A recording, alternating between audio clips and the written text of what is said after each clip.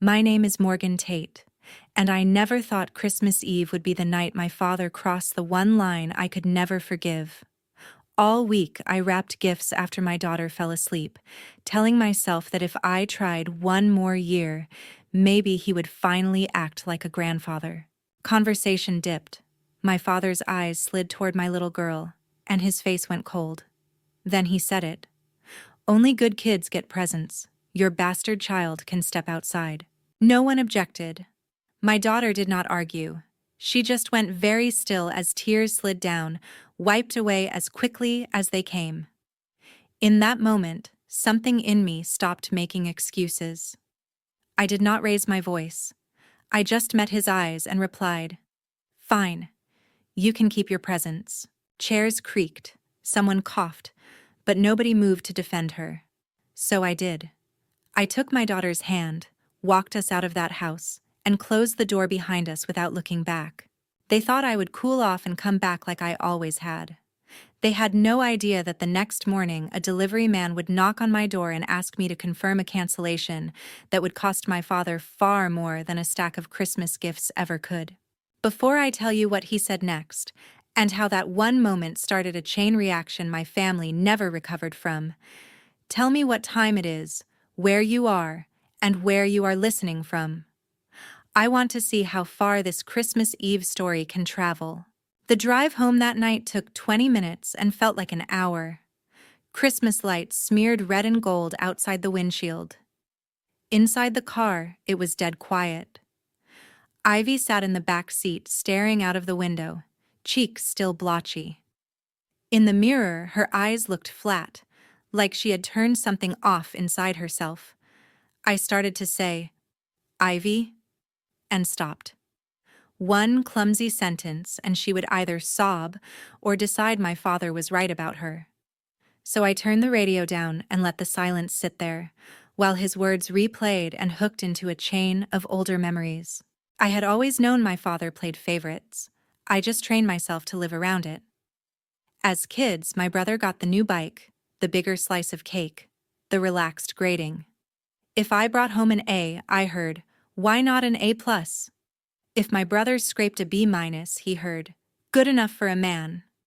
At family gatherings, my brother's stories became events with my father laughing the loudest, while mine were something to sit through until he could change the subject. His eyes lit up for my brother and cooled when they turned to me. No one needed to say, "You are less." The room said it for him. Adulthood didn't fix anything. It just gave the pattern nicer clothes. I chose a major he didn't respect and got, "That's a hobby, not a career." My brother bounced between jobs and got, "You're still finding yourself." The same choices were labeled responsible or reckless depending on whose name was attached. Eventually, I understood what was happening. He needed one child to hold up as proof he hadn't failed, and one to carry his disappointment. I played that role for years because arguing with him felt like trying to move a wall. When I told him I was pregnant, the system simply shifted to a smaller target. He didn't ask if I was happy or safe. He asked if the father was sticking around, like my baby was already a problem. After Ivy was born, he visited but never used her name. She was, "That baby, your kid, never my granddaughter." I kept hoping proximity would soften him. Ivy laughed at his jokes, brought him crooked drawings, reached for his hand. His temperature never changed. Somewhere in those years, I promised myself I would not let her grow up thinking this coldness was normal family love. That promise hardened on Christmas Eve when he looked at her and called her a bastard. On the drive home, just before we reached our street, her small voice finally broke the silence. "Was I bad?" she asked, still watching the dark outside. The question sliced straight through me. I pulled into the driveway and turned to face her, letting the porch light fall across her worried face. I told her slowly she had done nothing wrong, that adults can be cruel and broken, and that my job is to protect her from that, even when the person hurting her shares our blood. As we walked to the door, my eyes brushed over our overflowing mailbox, the metal lid stuck open over a stack of envelopes. Most nights I would have ignored it.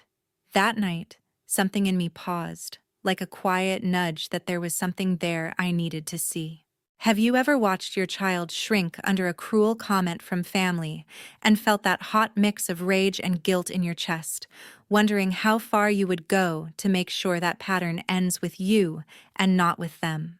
The next morning, the house felt wrong for Christmas. No rush, no background noise from my parents' TV on speakerphone, no mental countdown to when we had to leave to avoid being called ungrateful. Just pale winter light through the blinds and the soft shuffle of Ivy's feet coming down the hall. She hovered in the bedroom doorway, hair tangled, clutching her stuffed animal by one worn ear. For a moment, she looked younger than she had in that living room, like sleep had peeled back the stiff mask she had put on. "Are we going over there today?" she asked. She did not say who there was. In her world, holidays automatically meant my parents' house, their tree, their rules. My chest tightened. It would have been easy to dodge, to say, maybe later, and buy myself more time. Instead, I sat up, met her eyes, and said, "No, we are staying home today. We are going to do Christmas our way." She studied my face like she was hunting for hidden trouble. "Because of what he said?" she whispered. I swallowed. "Yes. Because what he said was wrong. You did nothing wrong. I am not taking you back into that." Her shoulders dropped a fraction, like some invisible backpack had been loosened. She climbed onto the bed and tucked herself under my arm, small and warm and solid, and in that quiet I felt the shape of a new rule settling into place. We ended up in the kitchen in mismatched pajamas, making pancakes with too many chocolate chips. Ivy stood on a chair to reach the counter, tongue caught between her teeth in concentration as she pressed chips into the batter. It could have passed for any soft, ordinary morning if not for the tight knot in my stomach. I kept waiting for the day to snap back into the old pattern, for obligation to knock on the door and drag us out. Obligation did knock, but it came wearing a company jacket. A firm rap sounded on the front door. I wiped my hands on a towel and opened it to find a delivery driver on the porch, clipboard tucked under his arm, truck idling at the curb. "Morning," he said. "Sorry to bother you on the holiday. I just need to confirm a cancellation for this address." He checked the paper. "Large holiday package, outdoor decorations, gifts. Customer of record is your father. You are listed as the contact." My mind flashed back to last night, to the tight, shaky phone call I had made from the driveway after Ivy was asleep, canceling the rental and redirecting any questions to me. It had felt symbolic at the time, like pulling a plug. Now, standing in the doorway, it felt very literal. The driver flipped the clipboard around and pointed to a line near the bottom. "If you can just sign here to confirm we are not delivering or rescheduling." For a heartbeat, I saw my father's face, heard his voice, felt Ivy's hand trembling in mine as we left his house.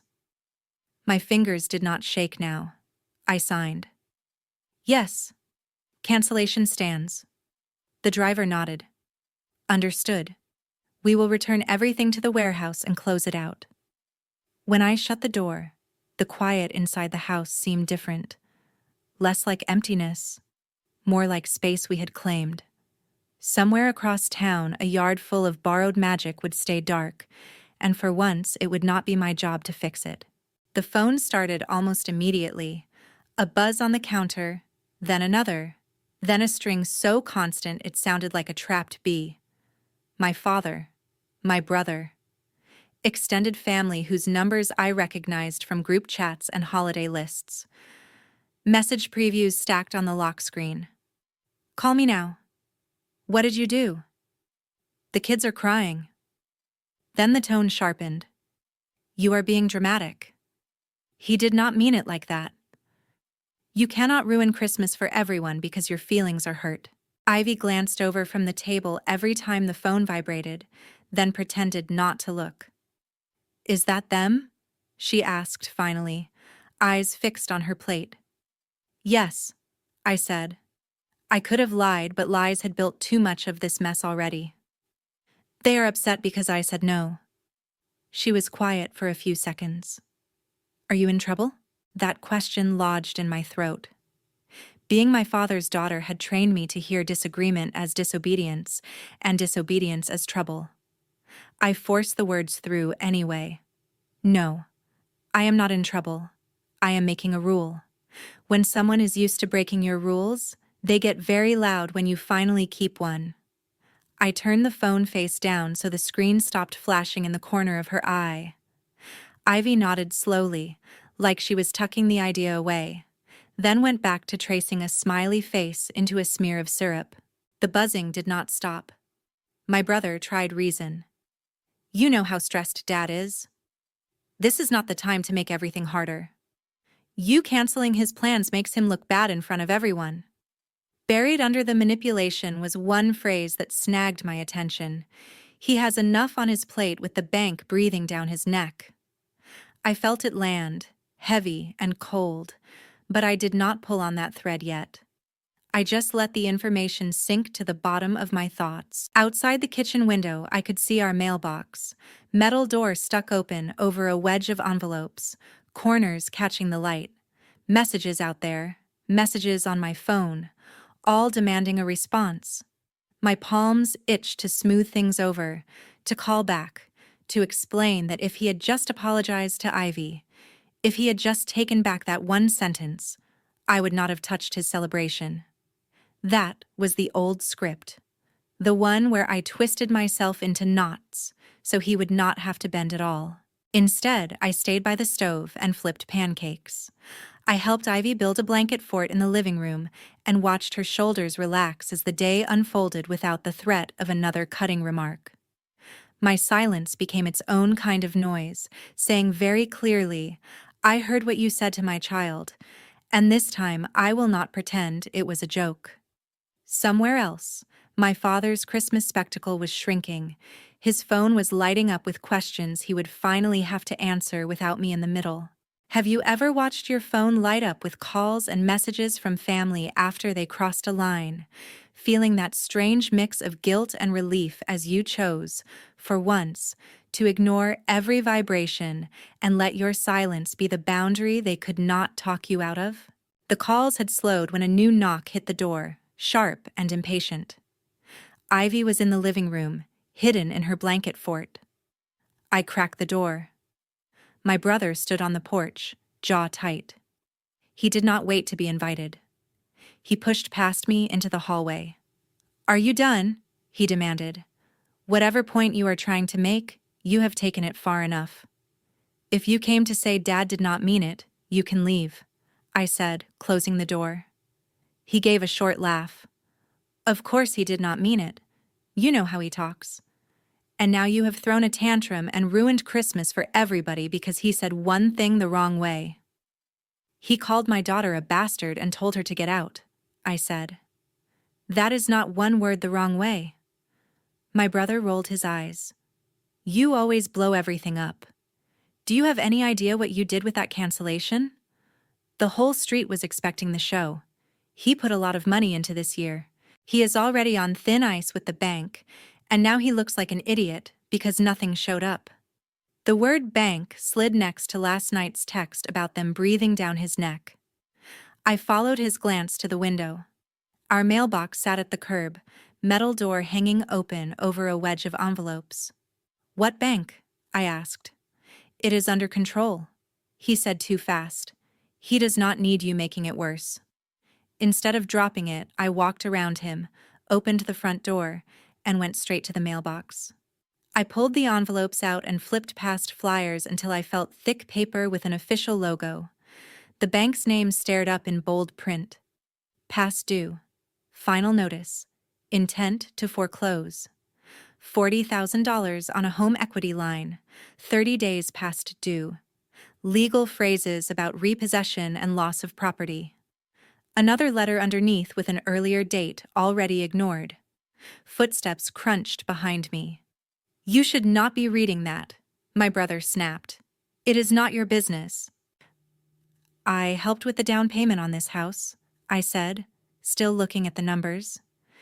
If he has been gambling with it, I think that is partly my business. He scrubbed a hand over his face. He messed up. He will figure it out. But if you keep this up, he is going to blame you for everything that happens. You know how he is. That was the old warning, said out loud. Keep the peace, or be the villain. I had believed it for years.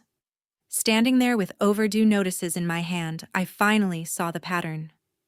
I had done his emotional bookkeeping, smoothing his outbursts and patching things with other people. Meanwhile, he had been signing debts he could not pay, assuming someone, probably me, would bail him out when the bill came due. For the first time, I separated what belonged to him from what belonged to me. His choices, his loans, his image, my child, my mental health. Those were not the same column. I slid the letters back into their envelopes. If the bank is on his neck, I said, it is because he invited them there every time he signed one of these. I did not put that pen in his hand. I am not going to pull him out this time. My brother stared at me. So you are just going to stand there and watch him lose everything? He asked. I thought of Ivy's hand in mine as we left my parents' house, of her whisper asking if she had been bad. I am going to stop losing myself trying to save a man who will not even admit he hurt a child, I said. That is as far as I go. From inside, Ivy's laughter drifted faintly through the open door. Have you ever opened a stack of overdue letters and realized the disaster hanging over your family was built entirely by someone else's choices, then had to decide whether you would rush in one more time or finally step back and let the consequences land where they belong? His birthday came quicker than I expected. Weeks had passed since Christmas Eve, and my father still had not apologized. Instead, my mother called and said, "Just come for an hour. People will talk if you are not here." I almost said no. Then Ivy showed me a shaky drawing of balloons and a crooked cake she had made for him. "Will he like it?" she asked. Against my better judgment, I said yes, and I set the rules out loud. We drive separately, we do not stay long, and the first time he disrespects you, we leave. From the curb, the house looked normal. Inside, the strain was obvious. Fewer decorations, a cheap sheet cake, voices pitched too bright. My father sat in his usual chair, drink in hand, telling anyone who would listen how hard he had worked to give his kids stability. His eyes slid right past Ivy like she was furniture. When it was time for gifts, the old pattern was almost comical. My brother's kids opened a tower of well-wrapped presents tagged, "From Grandpa." My brother got an envelope of cash. Ivy was handed a small, dented box with no name on it. Inside was a flimsy coloring book that looked like it had been grabbed at the last minute. She still smiled and said thank you. She was quietly flipping pages when my father leaned toward my brother and said, in a voice meant to carry, "Kids without a proper family around them always act out. Just wait. That one will be more trouble than she is worth." He did not have to point. Every person at the table knew exactly who he meant. So did Ivy. Her hand froze. Her face went blank in that way children get when they are trying not to show they are hurt. I stood up. The chair scraped the floor. "We are leaving," I said. My father frowned. "You are overreacting. I was just talking." I met his eyes. "You were talking about my daughter. I am done pretending it is harmless." Ivy slid off her chair, clutching the coloring book to her chest. I took her hand and walked us out. No yelling, no dramatic scene, just a clear, final line. That night, after Ivy fell asleep, my phone lit up. This time my father did not bother with lectures. He needed help bridging a gap with the bank. Just a small loan. Just my signature. "If you step up for me now, I can keep the house. You know I always make it work," he wrote, as if the $40,000 past due were a minor hiccup. I turned the phone face down and left it there. The next morning, the bank sent its own message. A thick envelope waited in my mailbox. Inside was a second notice. Another line of credit I had never heard about. $75,000 this time, also in default. At the bottom was a foreclosure date printed in bold. The countdown had already started. Staring at that paper, the pattern finally clicked into place. He had not stumbled into one bad decision. He had built an entire disaster out of signed forms and borrowed time, assuming his children would always jump in at the last second to cushion the fall. He insulted my child in public and expected me to save his house in private. I stood over the trash can and pictured Ivy years from now, phone buzzing in her kitchen because someone had learned they could always cash in on her guilt. I refused to teach her that this is what loyalty means. So I folded the notice and put it in a drawer with the first one, not as a secret, but as a record. His name, his signature, his consequences. For the first time, I chose not to jump after him. Have you ever held proof that someone you love has been digging their own hole for years and felt that brutal pull between rescuing them again or finally protecting the child who is watching how you define love and loyalty? A month later, the bank stopped speaking in warnings and started speaking in dates. The envelope was heavier than regular mail, thick paper with my parents' address printed in harsh, perfect lines. Inside was the official notice. The house had been scheduled for foreclosure. There it was in black and white. Auction date, case number, legal phrases about repossession and vacant possession, all wrapped around the same unchanging fact. My father had signed his name on loans he could not pay, ignored every red flag, and now the bill had come due. For years, I had been the emotional buffer between his choices and his consequences. This time, the paper made it clear. There was no more room left to cushion his fall. The day the moving truck showed up, I did not find out from him. A cousin sent me a photo with no caption. The picture said enough. The front yard I had mowed as a teenager was scattered with boxes. The porch where we had posed for stiff holiday photos was buried behind lamps, an old recliner, trash bags that sagged like they were filled with more than clothes. The house looked smaller somehow, stripped of the illusion of permanence. In the center of the frame, my father stood on the walkway, one hand on his hip, the other gesturing sharply as he spoke into his phone. I zoomed in until the pixels blurred. His face was red, mouth tight, eyes furious. I knew without hearing a word that the story he was telling didn't include phrases like my fault or my decisions. My phone started to fill with messages again. This time, they didn't bother pretending to be concerned about my feelings. "Are you happy now?" one relative wrote. "He is losing the house," another said. "If you had just helped with the bank, this never would have happened." My brother went further. "You canceling that Christmas order humiliated him," he texted. "You walking out made him spiral. You know how he gets when he feels disrespected." To them, my refusal to be the safety net was an attack. The $40,000, then $75,000 in unpaid debt were background noise. The main offense in their eyes was that I had stopped volunteering to clean up his mess. I typed out several replies and deleted each one before I hit send.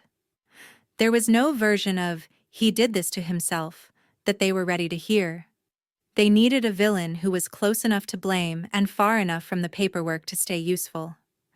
I refused to audition for that role again. So I put the phone down and sat with Ivy instead, helping her with homework while the group chat flared and fizzled without me. Later, when she was in bed, I opened the drawer where I had stored the notices and placed the new letter with the others. Not as trophies, not as weapons, but as a private record of reality in case anyone ever tried to rewrite it from memory. My mother eventually asked to meet me alone at a coffee shop. She looked older than the last time I had seen her, shoulders bowed under a weight she would never admit was partly of her own making. She stirred her drink without tasting it and talked in circles about how hard the move had been, how small the new apartment was, how your father is not used to being around Those kinds of neighbors. She said he was not sleeping, that his blood pressure was high, that he still insisted the bank had tricked him. "He feels like you abandoned him," she added softly, watching my face for a crack. I thought about all the years I had spent bending myself into the shape he needed, quiet, accommodating, always ready to absorb the blow so it wouldn't hit him. "I did not sign those loans," I said. "I did not call my granddaughter a bastard in front of a room full of people. He did both of those things. I am not punishing him. I am just not rescuing him." "He is your father," she whispered, as if that word alone should override everything. "And I am Ivy's mother," I replied. "I am not teaching her that love means letting someone hurt you and then paying their bills afterward. If he ever wants to sit in a room with her again, he can start by apologizing to her like he means it. Until then, I will keep her where she is safe." My mother looked away, not ready to imagine a version of him that took responsibility. She changed the subject. That told me everything I needed to know about how little was likely to change. By the time spring rolled around, the old house belonged to someone else. I drove past it once on purpose, Ivy reading in the back seat, unaware. Fresh paint covered the front door. The lawn was neater than I remembered. A plastic tricycle lay on its side near the porch. Another child, another family, starting their own story where mine had finally ended. For a second, grief punched through me. I wasn't mourning the loss of my childhood home so much as the final death of the fantasy that one more sacrifice from me might have fixed everything. At our place, life got quieter in ways that mattered. There were no surprise visits from my father, no sudden demands for rides, money, or emotional labor. The holidays that followed were smaller, yes, but they were also softer. Ivy hung our decorations slightly crooked and invented our own traditions: pancakes in pajamas, handwritten cards, movie marathons on the couch with no one making cruel jokes at her expense. The absence that used to terrify me became space we could fill with something healthier.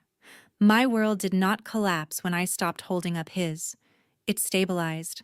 Watching all of it unfold, I realized that my father had finally paid a price that hurt him more than any lecture ever could.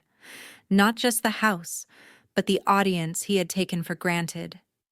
The echo he was left with was his own voice. I felt sorrow for the man he could have been, but I did not mistake that sorrow for a duty to rebuild his life at the cost of my daughter's peace. Have you ever watched someone's life unravel because of choices they refused to own, and felt that unsettling mix of pity and satisfaction as you stood your ground and realized their downfall was painful, but also the only thing that might ever force them to look in a mirror? The first holiday season after the foreclosure looked the same from the outside: lights, carols, crowded stores. But inside our small place, everything was different. A year earlier, those perfect family images would have felt like pressure. Now they were just noise. On Christmas Eve, Ivy and I stayed home. We baked one tray of crooked cookies, watched her favorite movie, and opened the few gifts I had managed to save for. Halfway through unwrapping, she asked, "Are we going to see them this year?" I knew exactly who "them" was. "Not this year," I said. "Maybe someday if it ever feels truly safe, but not now." She searched my face, then nodded and went back to arranging her new markers.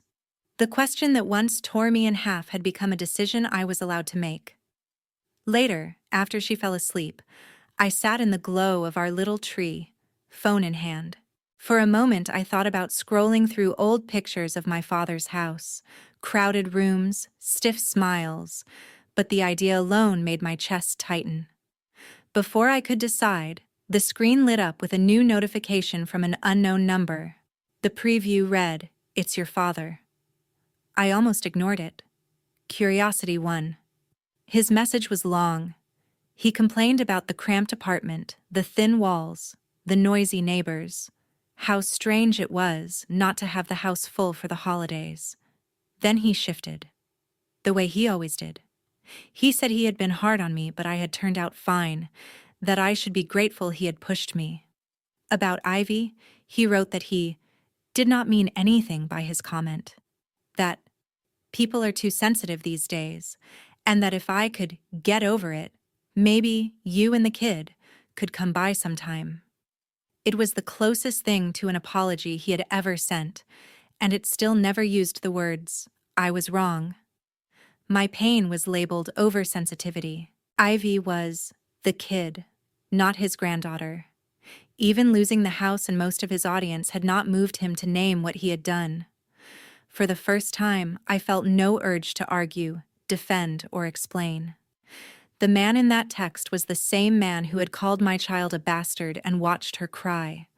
Foreclosure had changed his address, not his character. This was not an invitation to heal. It was an invitation to pretend nothing needed healing. I set the phone down and walked to Ivy's room. She was asleep, clutching the same stuffed animal she had held that night in my parents' living room. I sat on the edge of her bed and listened to her steady breathing. In that quiet, my job came into focus. I was not responsible for rescuing a grown man from consequences he had chosen for years. I was responsible for keeping this child out of rooms where her worth was negotiable. Back on the couch, I picked up the phone and typed one sentence. When you are ready to apologize directly to Ivy and mean it, you can reach out again. Then I hit send and blocked the number. I did not wait for a reply I knew would not come. Maybe he spends his holidays now telling anyone who will listen that his ungrateful daughter ruined his life. Maybe one day he will look around that small apartment and realize the silence is not my punishment, but his own creation. Either way, I have stopped trying to rewrite his story at the expense of my own. When people ask about my family now, I start with Ivy, her laugh, her drawings, the way she walks into rooms without shrinking to fit someone else's temper. Our story is not about the house my father lost anymore. It is about the home we are building, one boundary at a time. Have you ever walked away from family not because you stopped caring, but because you finally realized that caring about them more than they cared about your safety was slowly destroying you? And if you have, where did you draw the line between forgiveness and self-respect?